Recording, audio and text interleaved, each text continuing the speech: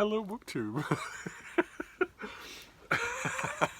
I know that's the only thing you care about, but I've got some mail for you. I've got a little bit of mail, and it ends in a great big box. It's very heavy, so we'll see what we have here. Could be something of interest to you or to me. Be sure to sing out if it's of interest to you. What have we got here? Oh, God. Oh, my God. Okay. All right. All right. We're starting off a little on the rough side. This is a new book by Patrice Ganiffi, and it is called Napoleon and Gaulle, Heroes and History. Okay, during the 20th century, history has been considered more of an abstract process, moving away from heroes and villains toward the discussion of collective forces and communities that made a difference. If it's drifted in that direction, it's done so over my protests. History is a story of people, and always has been, and always will be. And yet I know that claim is true, because I've read, this is a Harvard University press, I've read academic presses, but also popular presses that are about the American Revolution or the French Revolution that barely mention the people involved. All about the forces and the communities. But anyway, the place for individuals in the historical analysis was greatly diminished and considered a secondary importance. But since the fall of communism, individuals have been making a comeback on the political stage. Yes, indeed. And we have opened up a new chapter in political history. This book is a meditation on the power of the great individual in history told through the parallel lives of two French leaders. The author defends the idea that leadership, charisma, and human will can and do play a vital role in shaping our world. The author finds that both Napoleon and de Gaulle ruled during times of great crisis in France, during the French Revolution and after World War II. Thanks. Thanks for that. Both became national figures at a time of crisis and war, hailed saviors and eager to embrace the role. They were animated by a question of both personal and national greatness. Okay, all right. This is going to be a little tough. It's going to be a little on the tough side to read. But I will give it a try. Absolutely. I read Julian Jackson's gigantic biography of de Gaulle when it was finally brought out in America, with a black and white boring photo on the cover, and thought it was magnificent. I mean, just a magnificent work. And I reviewed it, and everybody else in the world reviewed it. But I have written extensively about Bonaparte, trying to deflate his cult of personality. There wasn't much cult of personality in Jackson's book on de Gaulle, and there hasn't been on a few of the other great books on de Gaulle that I've read. But Bonaparte, there's been an enormous amount of cult of personality, even among allegedly objective historians and biographers.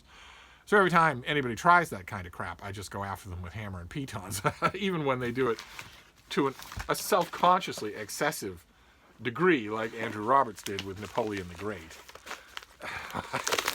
So we'll have to see. We'll have to see what kind of happy middle ground that book strikes. Did I mention when it comes out?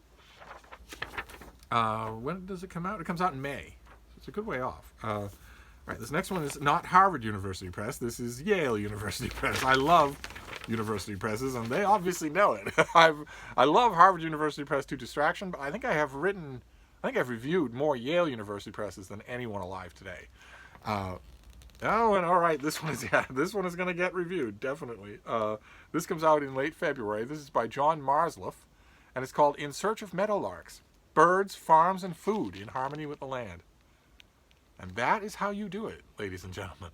That is how you do it. This is not a faded, blurry, sepia-tone photograph of a 19th century farm, or detail of a 19th century farm. If you squint real hard, you can make out a barn. This is not that. This is just as cheap to do, but extremely eye-catching. Look, the subtitle is in the post. Very, very nice. Very simple.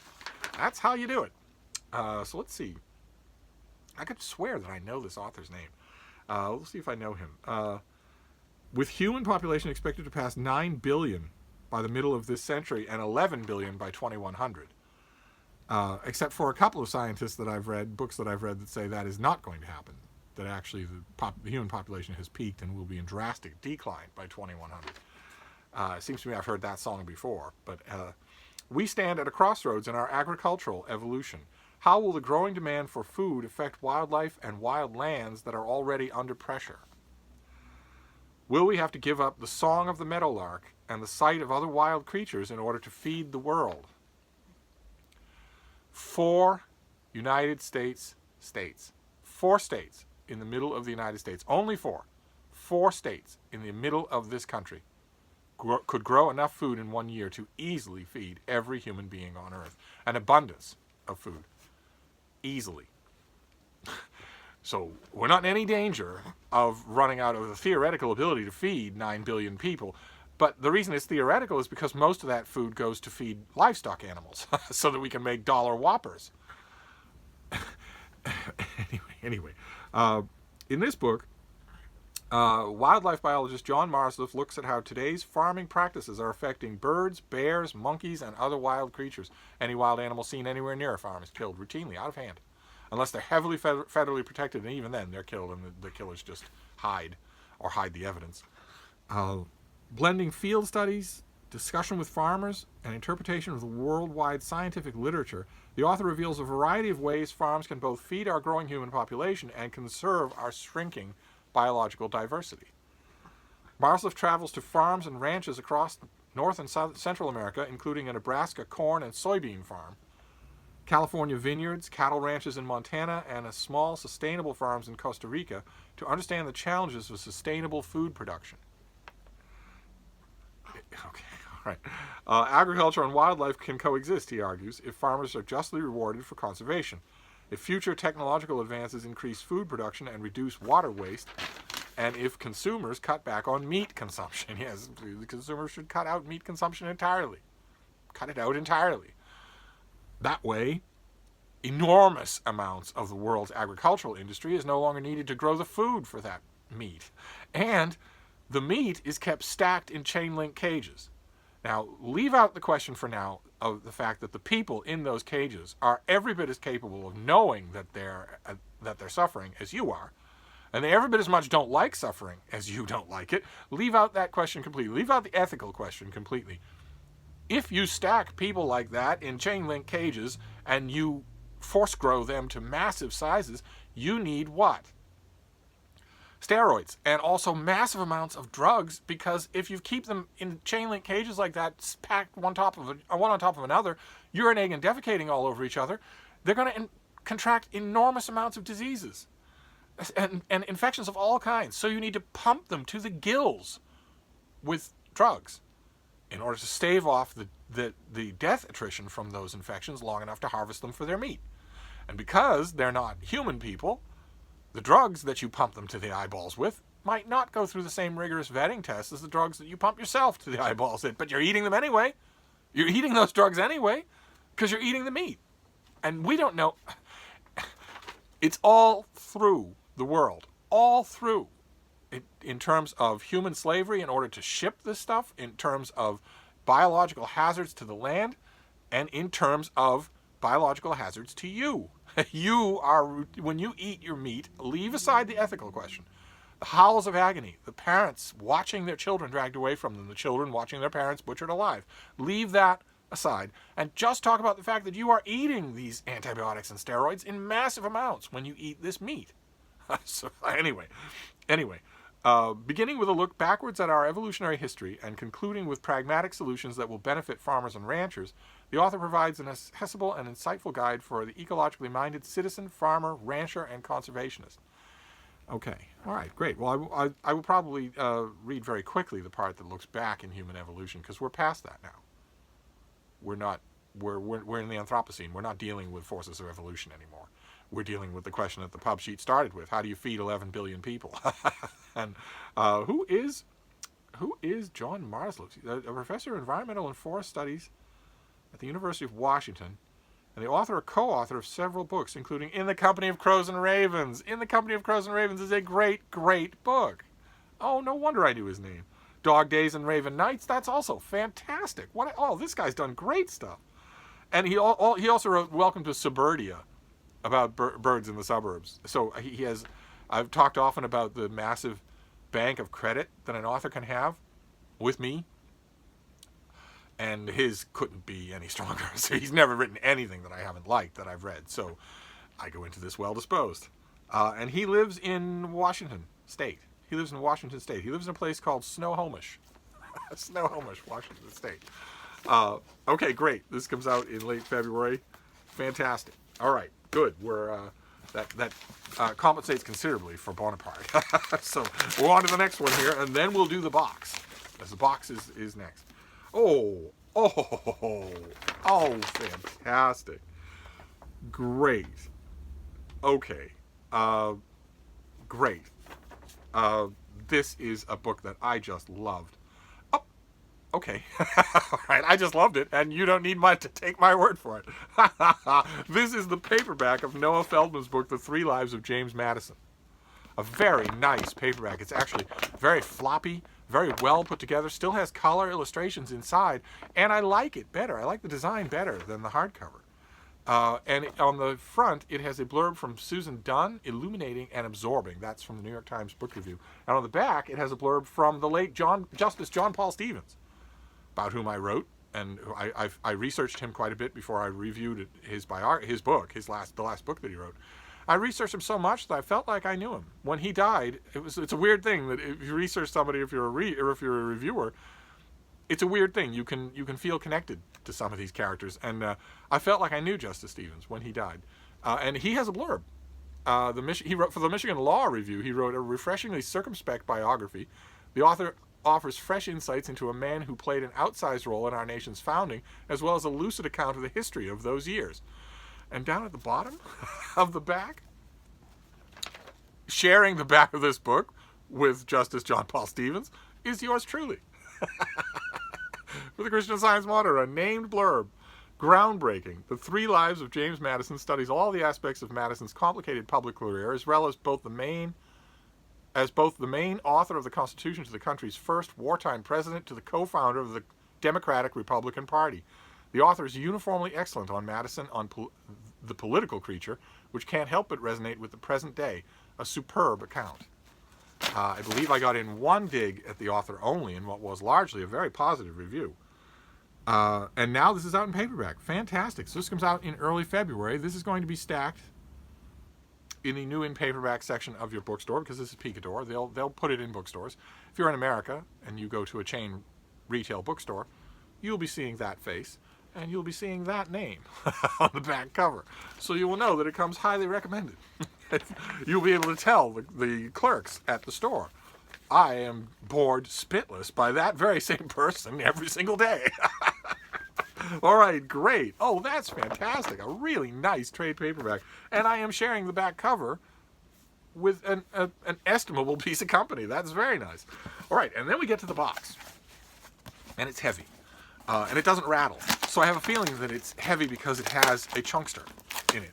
And I mentioned a few times, Alan Moreton, our booktuber, Alan Moreton, has a year-long challenge going on of Chunksters for Charity, where he is urging you all to donate a sum of money, however much you can afford, to Book Aid International every time you polish off a chunkster. That's a book that's 800 pages or more. Or every time you do 800 pages of reading just in general. And I'm thinking that this is going to be a chunkster, because, oh baby, that's a big box. That's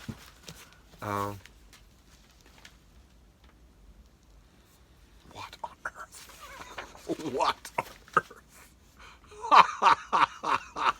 Oh my God. Okay. All right. Well, this is well over 1,000 pages, so it counts as a chunkster for charity. I did not see this coming at all. Okay. This is edited by Sophia Migens, and it is The Logical Alien, Conant and His Critics. Boom. Look at the size of that thing. This is from Harvard University Press. Could there be a logical alien? Asked the pub sheet. A being whose ways of talking, inferring, and contradicting exhibit an entirely different logical shape than ours, yet who nonetheless is thinking. Could someone, contrary to the most basic rules of logic, think that two contradictory statements are both true at the same time? Such questions may seem outlandish, but they serve to highlight a fundamental philosophical question. Is our logical form of thought merely one among many, or must it be a form of thought such or must it be the form of thought as such? So this is the 1,000-page work of philosophy. I'm giving you the bad news here. This is the 1,000-page work of philosophy. Again, and fantastic cover design, just fantastic. Instead of a blurry picture of the philosopher in question, from Descartes to Kant to Wittgenstein, philosophers have wrestled with variants of this question and with a range of competing answers. A seminal 1991 paper in it, James Conant's *The Search for Logically Alien Thought*, placed that question at the forefront of contemporary philosophical inquiry. Did it indeed? The logical alien, Conant and his critics, which comes out in early February. I know you'll want to rush to your stores. Gathers Conant's original article with reflections on it by 8 distinguished philosophers: Jocelyn Benoist, Matthew Boyle, Martin Gustafson, Arata Hamawaki, Adrian Moore, Barry Strode, Peter Sullivan, and Charles Travis. Conant follows with a wide-ranging response that places the philosophical discussion in historical context, critiques his original paper, addresses the exegetical and systematic issues raised by others, and presents an alternative account. What? So this is an anthology of people ruminating on this guy's work, and he read it? He read it and responded to it, and critiques his own original paper. Can that be true? Can that possibly be true? Oh my God, it is. It is. And it's not just that he issues a reply, he issues a reply to every single one of these people, individually. Oh my God. Okay. All right, well, I have an enormous amount of reading to do. Oh my. Okay, the pub sheet gives me a quick biography of the author, who is the former president of the Portuguese Philosophical Association. But it doesn't tell me anything about James Conant. I guess I'm just supposed to know. I guess I'm supposed to know who he is. I, of course, don't. I don't know about him in any kind of detail that I would need to tackle this book. So I'm going to have to learn about him first. Good Lord. Oh my God. 1,000-page work of philosophy. Pray for Mojo. So, all right, well, it counts as a chunkster, that's for sure. We're all suffering in some degree or another. It's for a good cause. It's for Book 8 International. So that's our mail. It had highs and lows. So we have The Logical Alien, in which an editor pulls together a bunch of philosophers talking about this guy's conception of, is it possible for a truly alien way of thinking, and could we imagine what that is, if it is truly alien? Not we prefer hot weather to cold, but we reason differently than you do, and our reasoning system is completely different from yours, and yet viable. I suppose that is, I should grant, more interesting than most logical questions. So I will put this on the agenda. I will put this on the agenda soon. This February is right here. I'm going to need a lot of time to deal with this thing. Then In Search of Meadowlarks by John Marsloff, an author who has never displeased me in any book of his that I've read. And this will irritate me, but I doubt that it will displease me. Then we have Napoleon and Gaulle, a study of outsized personalities. At least I will grant them both that. They had outsized personalities. And maybe that will make the book more bearable. If one of its founding axes is that it's talking about outsized personalities, then maybe that will excuse some of the usual fluff that attends to writing about Bonaparte. We shall see. And The 3 Lives of James Madison by Noah Feldman in a trade paperback. A very nice trade paperback. So there you go. Once again, no way to predict what we're going to get in the mail on this channel. 1,000-page work of philosophy. 1,000-page work of philosophy on one end of the mail haul, and a very nice name blurb from yours truly on the other end of the mail haul. So, it was a roller coaster. But I'm going to wrap this up for now, but I'll be back. Thank you, BookTube.